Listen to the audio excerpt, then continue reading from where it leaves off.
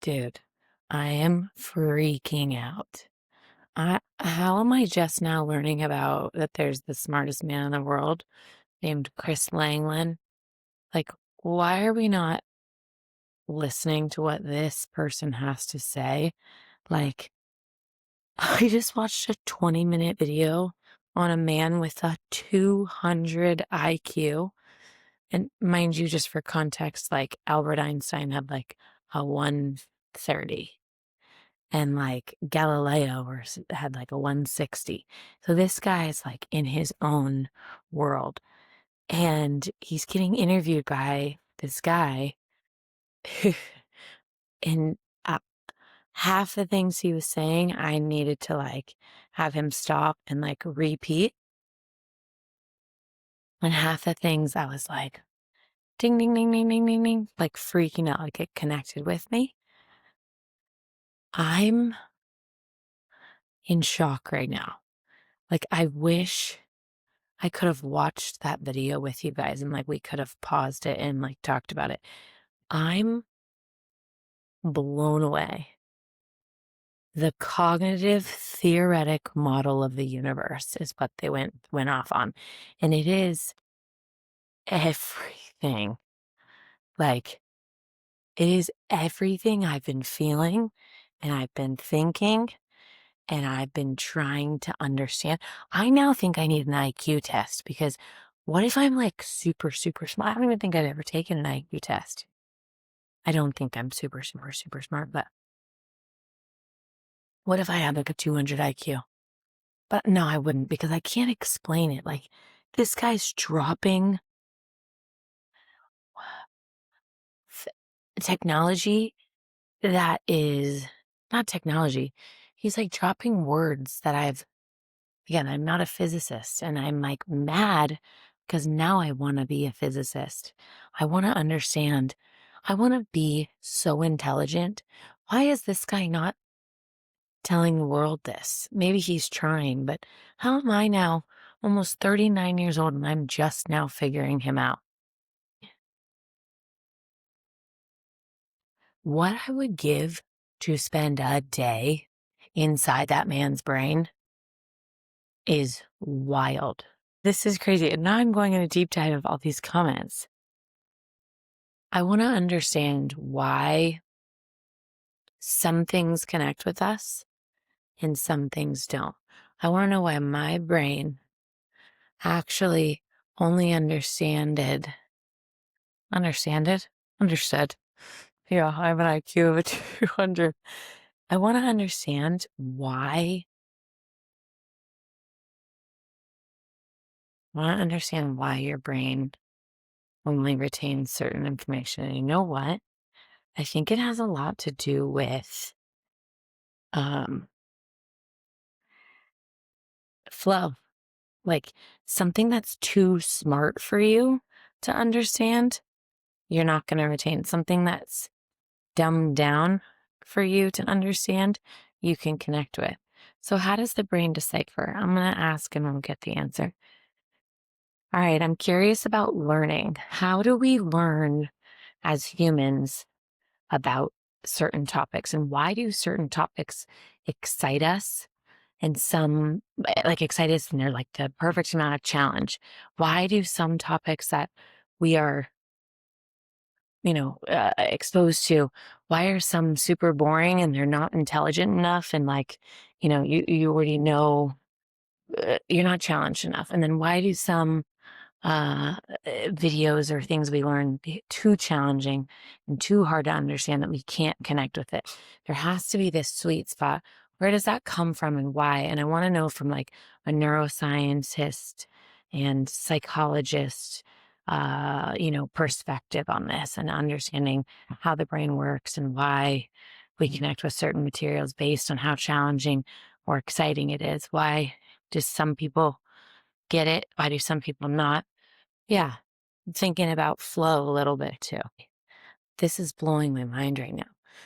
Again, I think one, blowing my mind because I didn't even know someone like this existed. He was talking about like reality and like our perceived reality.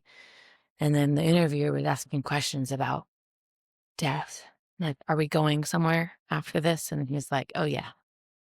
It's like, oh, is there a heaven and a hell? And it was like, yeah. And so now I'm like, could I be getting brainwashed?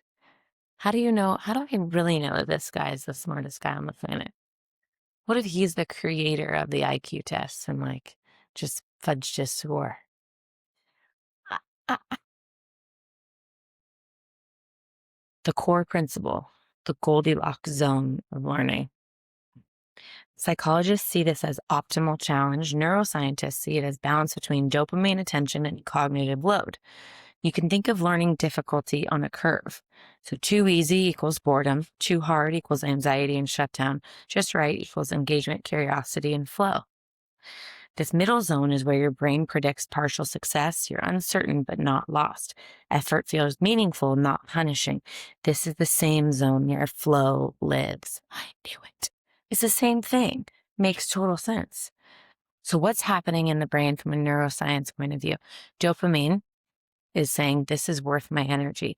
So it's not pleasure, it's motivation and learning currency. Your brain releases dopamine when there's novelty, progress, there's uncertainty with potential reward. Yes, I love that because it is something that I am looking forward to watching and learning more, right? That reward is like just feeling like smarter. If something is too familiar, no dopamine, right? You already own it. That makes sense. That's like one of the first videos I watched this morning. I was like, I already know about perfectionism. Didn't stimulate my brain. And then if it's too complex, the dopamine drops because reward feels unlikely. It happened to me when watching this video where I was like, wait, he needed to slow it down. Like I needed to slow it down because it was like, this is so over my head. He's talking about words I can't even pronounce, right? So the brain asks one core question. Is it learnable for me right now? If it's a yes, you've got engagement. If it's a no, you've got disengagement. That makes sense. Prediction error, why almost getting it feels so good. The brain learns best when it's slightly wrong. Neuroscientists call this prediction error.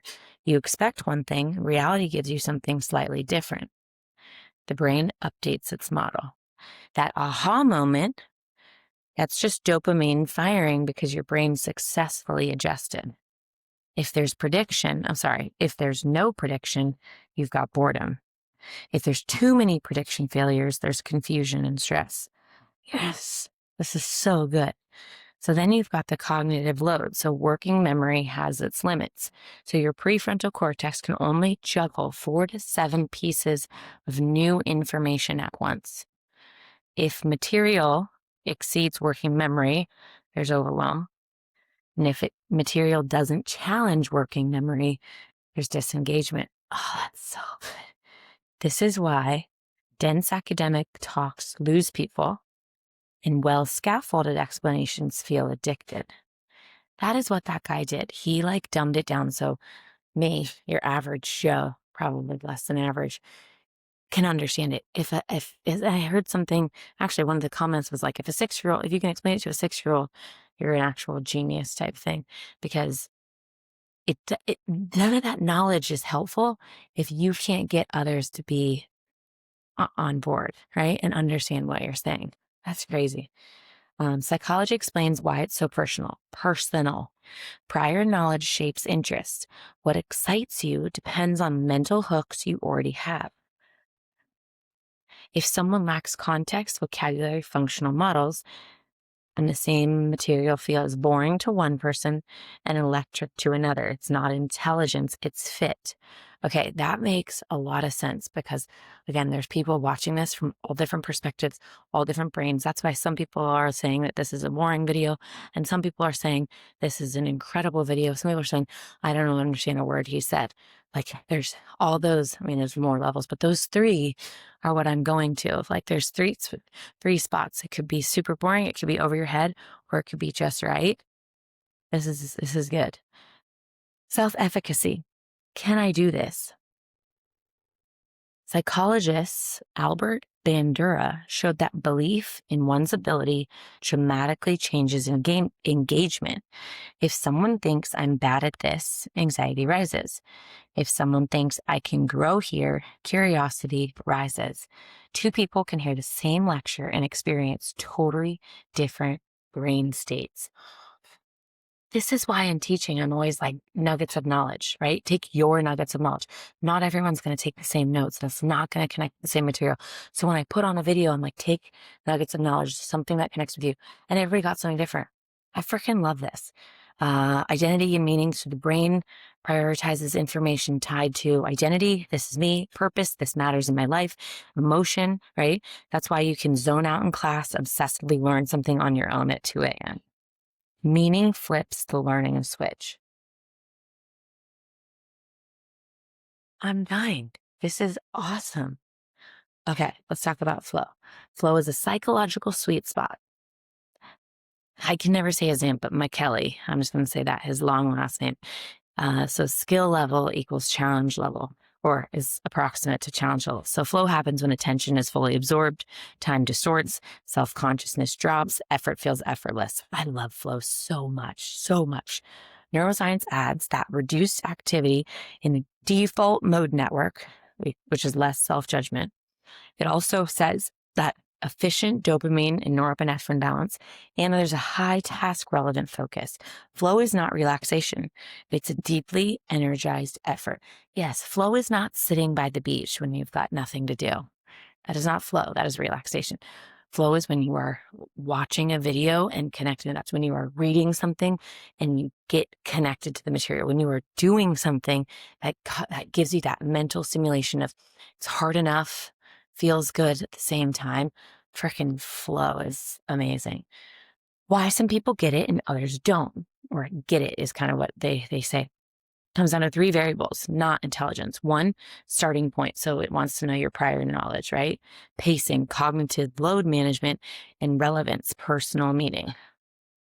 Guys, I'm dying right now.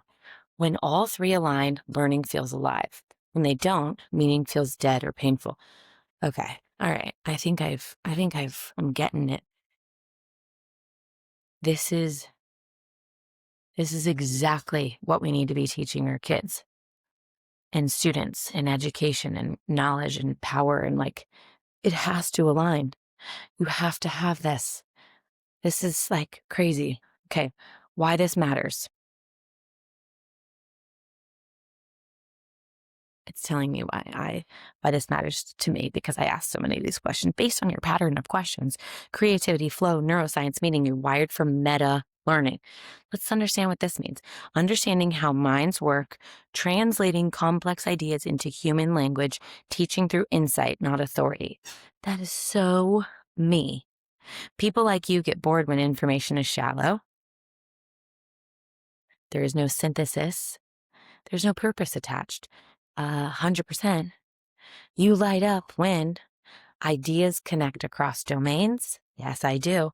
Learning changes how you see. Yes, ma'am. And there's space to reflect and explain, which is what I get to do with this, which is why I freaking love this. I love this. It's not accidental. It's a cognitive profile. So here's my takeaway. How to stay in the sweet spot. Here we go. To engineer optimal learning, start slightly above comfort. Break complexity into chunks, attach learning to identity or service, teach or explain what you learned. This cements dopamine. That is exactly what I'm doing. So I'm learning something and then I'm trying to teach it. Yes, let curiosity, not discipline, set pace. That is so spot on. I have so much more I want to do with this, but this is like the perfect thing of what I needed today. Truly, that's exactly the Goldilocks of learning. Wow. I'm so fired up right now. Did I keep it under 15 minutes? We'll see. May have to trim some fat here, but I think for the most part, this was a win. Absolute win for today. Happy Friday. Hope everybody has a great freaking Friday. Actually, I've been calling it Phenomenal Friday. Phenomenal Friday for my students with an F. Hope everyone has a phenomenal Friday.